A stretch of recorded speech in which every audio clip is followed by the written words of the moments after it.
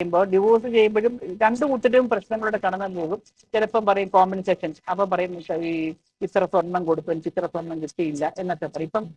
ഇപ്പം പിന്നെ ഈ വെഡിങ് ആൽബം കാണിച്ചിട്ട് ആൽബത്തിലിടുന്ന സ്വർണ്ണം സ്വർണ്ണമാണെന്ന് ചോദിക്കത്തില്ല. പണ്ടൊക്കെ കല്യാണ ഫോട്ടോ കാണിക്കുമ്പോൾ ഇത് ഇത്തരം സ്വർണ്ണം ഞാൻ കൊടുത്തിരുന്നതാണ്. ഇപ്പൊ പറയുന്നത് അതൊന്നും വെഡിങ് ഫോട്ടോയൊന്നും ഇപ്പൊ സ്വീകാര്യമല്ല. കാര്യം അതെല്ലാം സ്വർണ്ണമാണോ റിയൽ സ്വർണ്ണമാണോ എന്നുള്ളത് അറിയില്ല. ഇപ്പൊ ഒരു പ്രിക്കോഷൻസ് പറയുന്നത് നമ്മൾ കല്യാണം കഴിച്ച് വരികയാണെന്നുണ്ടെങ്കിൽ ആൺകുട്ടിക്കാണെങ്കിലും പെൺകുട്ടിക്കാണെങ്കിലും പ്രത്യേകിച്ച് പെൺകുട്ടികളെ സ്വർണ്ണം കൂടുതലുണ്ടാകുക സെറ്റ്. അത് എത്ര ആണ് എന്ന് തൂക്കി നോക്കി ശരിക്കും സ്വർണ്ണമാണ് എന്തൊക്കെയാണോ നോക്കിയിട്ട് അത് റെക്കോർഡ് ഉണ്ടാക്കി മുദ്രപ്പത്ത് എഴുതി രണ്ടുപേരും രുചിക്കണം എന്നാണ് പറയുന്നത്. അപ്പൊ നമുക്ക് ഫണ്ണിയായിട്ട് തോന്നാം. എനിക്ക് പറഞ്ഞവരാണ് നാളെ പറയുമ്പോൾ സെപ്പറേഷൻ പോവുകയാണെന്നുണ്ടെങ്കിൽ ഇതാണ് നീ കൊണ്ടുവന്നത് അന്നെന്നുള്ള തെളിവുണ്ട്. പിന്നെ കഴിഞ്ഞാൽ അത്ര കൊണ്ടുവന്ന് ഞാൻ 100 പവൻ കൊണ്ടുവന്ന് എനിക്ക് 75 തിരിച്ച് കിട്ടിയുള്ളൂ എന്നുള്ളതൊന്നും വരുന്നില്ല. അല്ലെ ഇടയ്ക്ക് എപ്പോഴും സംഭവം വന്ന് നമ്മൾ പിന്നെ തിരിച്ച് ലോക്കറി വെച്ചിട്ട് സ്വർണ്ണം എടുത്തുകൊണ്ട് പോവാണ്.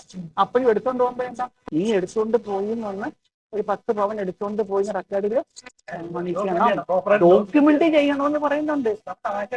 തമാശയായിട്ട് തോന്നുന്നു. ഇതൊക്കെ വേണം. ഞാനിപ്പം 10 പവനിൽ സ്വർണ്ണം ഒരു കല്യാണത്തിന് എടുക്കാൻ വേണ്ടി കൊണ്ടുപോയി നമുക്കറിയാൻ വയ്യാത്തൊരവസ്ഥയിൽ അങ്ങ് പെട്ടുപോകുന്നുണ്ട്. ഒത്തിരി പേര് ഇങ്ങനെ പെട്ടുപോകുന്നുണ്ട്. ഇതിന്റെ ഒരു കാര്യം വെച്ചാൽ നമ്മൾ കല്യാണം കഴിച്ചപ്പോൾ എല്ലാവരും വിചാരിക്കും ഒരു വീട്, ഇത് എന്നല്ലേ ഒരു ഫ്ലാറ്റ് അല്ലെ ഒരു വീട്. ഇപ്പൊ 2 പേരുടെ കാര്യങ്ങൾ അങ്ങോട്ട് വെച്ചിട്ട് ഒരു വീട് തല്ലിക്കിട്ടും. നമുക്ക് എത്ര നേരത്തെ ഒരു വീടായി ചെലവ് കുറയ്ക്കാമല്ലോ, ലാഭമാണല്ലോ അല്ലെ, അല്ലെങ്കിൽ ചെലവ് കൂടിക്കൊണ്ടിരിക്കുകയാണല്ലോ. അപ്പൊ ഈ വീടെന്നുള്ള ഈ അസറ്റുകള് പിന്നെ വരുമ്പോൾ ഡിവോഴ്സിന് തടസ്സം. ഞാൻ എന്റെ സംഭവങ്ങൾ ഇത്ര ഇന്നത്തെ ഇൻവെസ്റ്റ് ചെയ്തല്ലോ, അതിന് എല്ലാം ഒരു നമുക്ക് ഡിവോഴ്സ് ചിന്തിക്കുമ്പോൾ തന്നെ പെട്ടെന്ന് ഒത്തിരി പേര് പറഞ്ഞിട്ടുമുണ്ട് എന്റെ പണം ഒത്തിരി ഞാൻ ഇൻവെസ്റ്റ് ചെയ്തു പോയി അതിനകത്ത്. ഈ മാരേജിന് ഒത്തിരി പണം ഇൻവെസ്റ്റ് ചെയ്ത് എന്റെ ഇൻവെസ്റ്റ്മെന്റ് ഒത്തിരി ഇതിനകത്തുണ്ട്. ഞാൻ ജോലി ചെയ്ത ഇത്രയും കാലം ജോലി ചെയ്ത് ഇപ്പൊ ഈ 7 വർഷത്തിനുള്ളിൽ നടക്കും എന്ന് പറഞ്ഞത് നമ്മുടെ ഇപ്പോഴത്തെ കാലഘട്ടത്തിൽ കുറച്ച് ചൂടുന്നുണ്ട്. എന്ന് വെച്ചാൽ ഇപ്പോഴത്തെ ചെറുപ്പക്കാർക്ക് പിന്നെ ഓപ്ഷൻ ഒത്തിരി ഉണ്ട്. കല്യാണം കഴിച്ചു ഇന്നത്തെ ചെറുപ്പക്കാർക്ക് കാര്യം കല്യാണം കഴിച്ചു കഴിഞ്ഞാൽ നമുക്ക് ലൈഫ് മിസറബിൾ ആണോ എന്നുണ്ടെങ്കിൽ ഈ ജീവിതം മുൻപോട്ട് കൊണ്ടുപോകണ്ടെന്നുള്ള അവർക്ക് ഓപ്ഷൻ ഉണ്ട്. അതുകൊണ്ട് അത് പെട്ടെന്ന് മിസറബിൾ ആണ്, ഒരു ടോക്സിക് റിലേഷൻഷിപ്പ് ആണെന്ന് വന്നു കഴിഞ്ഞാൽ അവർ ഡിവോഴ്സിലേക്ക് പോകും. എന്നാൽ പഴയ കാലഘട്ടം ഞങ്ങളുടെ കാലഘട്ടങ്ങളിൽ ഈ 7 വർഷം എന്നുള്ള ചിലപ്പോൾ 10-40 വർഷം ഈ മിഡിലേജ് ക്രൈസിസിലായിരിക്കും ചിലപ്പോൾ അറിയുന്നത് അയ്യോ ഇതിനി ശരിയാകില്ല, ഒട്ടും ആവില്ല. പിന്നെ ചിലത് ആയി കഴിയുമ്പോൾ അയ്യോ ഇത് ശരിയാകില്ല, ഞാൻ കഴിഞ്ഞിട്ട് ഒരു ജീവിതം വേണമല്ലോ. 40 വയസ്സ് കഴിയുമ്പോഴായിരിക്കാം. ഇപ്പോഴത്തെ കുട്ടി 40 വയസ്സാവാനൊന്നും വെയിറ്റ് ചെയ്യത്തില്ല. അതെ എത്രയും പെട്ടെന്ന് നമ്മളത് ഒഴിവാക്കി. കുറ്റപ്പെടാൻ പറ്റുന്നില്ലേ, എത്രയും വേഗം ഒഴിവാക്കാൻ നമ്മൾ ഞങ്ങളുടെ ജീവിതത്തിലേക്ക് മുൻപോട്ട് പോകും. ഞങ്ങൾക്ക് സമയം വേസ്റ്റ് ചെയ്യാനില്ല എന്നുള്ളൊരു കാഴ്ചപ്പാട്. അപ്പൊ ഇവിടെ ഈ ഇങ്ങനെ ഈ ഇൻവെസ്റ്റ് ചെയ്യുന്നത് നാളെ ഒരു പിന്നെ നമുക്ക് സെപ്പറേഷനിലേക്ക് പോവുകയാണെന്നുണ്ടെങ്കിൽ ഇതെല്ലാം ഒരു ബേർഡനായിട്ട് മാറില്ലെന്ന് പറയുന്നത് അതൊരു കാര്യമാണ്. അതുകൊണ്ട് ഒരു ബോധം ഇപ്പൊ ഞാൻ പറഞ്ഞില്ലേ സ്വർണ്ണം അതിലേക്ക് എഴുതി വെപ്പിക്കണം തന്നെ പറയുന്നുണ്ട് എന്ന് പറയുന്നു. അല്ലെ വീട് വെക്കുക ഒക്കെ പറയുന്നുണ്ട്. കാരണം നമ്മളുടെ ഗിഫ്റ്റ് കിട്ടുന്നതാണല്ലോ, നമുക്ക് ഗിഫ്റ്റ് കിട്ടുമല്ലോ, സ്ത്രീധനം അല്ലാതെ തന്നെ ഗിഫ്റ്റ് കിട്ടുമല്ലോ. പയ്യന് കിട്ടാം, പിന്നെ സ്വർണം കിട്ടാം. രണ്ട് ഈ സ്വർണം മാത്രമല്ല നമുക്ക് എന്തൊക്കെ പ്രോപ്പർട്ടീസ് ഗിഫ്റ്റായിട്ട് കിട്ടുന്നോ അതെല്ലാം ഡോക്യുമെന്റ് ചെയ്യുന്ന നമുക്ക് പറയുന്നത്.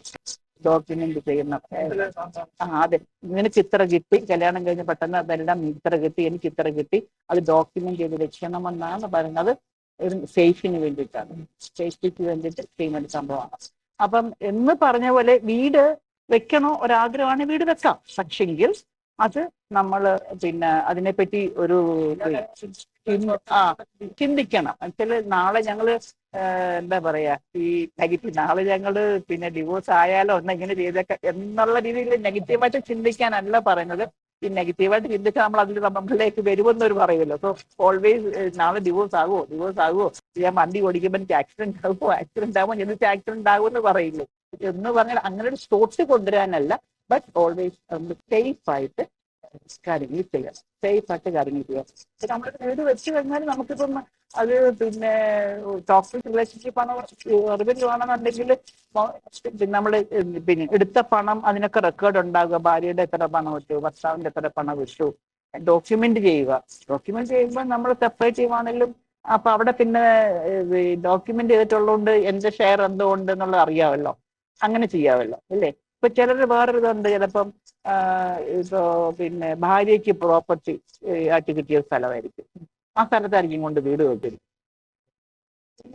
പല കേസും ഞാൻ ഓർത്ത്, ഭാര്യയ്ക്ക് കിട്ടിയ സ്ഥലം, ആ സ്ഥലത്ത് കൊണ്ടുപോയി ഭർത്താവ് വീട് വെച്ചു. അപ്പം വീട് വെച്ചതിന്റെ ചിലവ് കഴിയുന്നില്ലപ്പോ ഭർത്താവിന്റെ ആയിരിക്കും, കുറച്ച് അർദ്ധത്തൊന്നും എടുത്തിട്ടുണ്ടാവും, പക്ഷെ അയാളുടെ പണവും കിട്ടും. അപ്പൊ വീട് ആരുടെ പേരിലാവും? വൈഫിന്റെ പേരില. അവൾ ഇറങ്ങാൻ പറഞ്ഞ അവൻ അവിടുന്ന് ഇറങ്ങിക്കേണ്ട പേര്. കാര്യം എന്റെ പേരിലുള്ള സ്ഥലമാണ്, നമ്മുടെ പേരിലുള്ള സ്ഥലത്ത് നമ്മൾ വീട് വെച്ച് കഴിഞ്ഞാൽ ആ വസ്തുവിന്റെ ആണ് ആ വീടിന്റെ ഉടമ. അപ്പൊ ഞാൻ എന്റെ അധ്വാനം മുഴുവൻ ഞാൻ കൊണ്ടിട്ട് എനിക്കെവിടെ പോകും? എന്റെ കുറേ പൈസ, ഞാൻ ഭർത്താവിന്റെ കുറേ പൈസ അതുകൊണ്ട് വീടിന് കൊണ്ട് കളഞ്ഞു. ഞാൻ സ്വീകരണ വീട് അവളുടെ. അപ്പൊ അവിടെ എന്ത് ചെയ്യണം? ഡോക്യുമെന്റേഷൻ, പ്രോപ്പർ ഡോക്യുമെന്റേഷൻ ഉണ്ടെന്നുണ്ടെങ്കിൽ ഈ വീടിന് ഞാൻ ഇത്ര രൂപ ചെലവഴിച്ചിട്ടുണ്ട്, ഡോക്യുമെന്റ് ചെയ്യാനുള്ള ഒരു നല്ലത്. അപ്പൊ ഇത്ര രൂപ ഞാൻ ഉണ്ടെന്നുണ്ടെങ്കിൽ ആ വീട്ടിനകത്ത് ഇത്ര അസറ്റ് ഉണ്ട്, അങ്ങനെ ചെയ്യാം. അപ്പം അത് പിന്നെ ഓരോരുത്തർക്ക് അവരുടെ അവസ്ഥ, അല്ലെങ്കിൽ രണ്ടുപേരുടെയും കൂടെ പേരിലെ സ്ഥലം എഴുതാം, എന്നിട്ട് ഞാൻ വീട് വയ്ക്കുക. ഞാൻ വീട് വയ്ക്കുക, പക്ഷേ രണ്ടുപേരുടെയും കൂടെ പേര് സ്ഥലം എഴുതില്ല. അപ്പൊ നമ്മള് രണ്ടുപേർക്കും അവകാശപ്പെട്ടതായി വീട്. അപ്പൊ അതിൽ സെപ്പറേറ്റ് ചെയ്യുവാണെങ്കിൽ അത് 2 വർഷമുള്ളതാണ്. അത് എങ്ങനെയാന്ന് വെച്ചാൽ എന്റെ നോർമലൈസേഷന് നീതിപരമായിട്ട് ചെയ്യാൻ പറ്റും. അത് ഡോക്യുമെന്റേഷൻ ഇല്ല, സേഫായിട്ട് നോക്കാതെ ചെയ്ത് പോയി കഴിഞ്ഞാൽ ഈ പറയുന്ന പ്രയാസങ്ങൾ ഉണ്ടാവും. കാരണം ഇത് പ്രോപ്പർട്ടീസ് മറ്റൊരാളുടെ പ്രോപ്പർട്ടി നമ്മൾ ഇത് വെച്ചിട്ടൊക്കെയുള്ള വെച്ചെങ്കിൽ ഒത്തിരി ഉണ്ടാകുന്നുണ്ട്.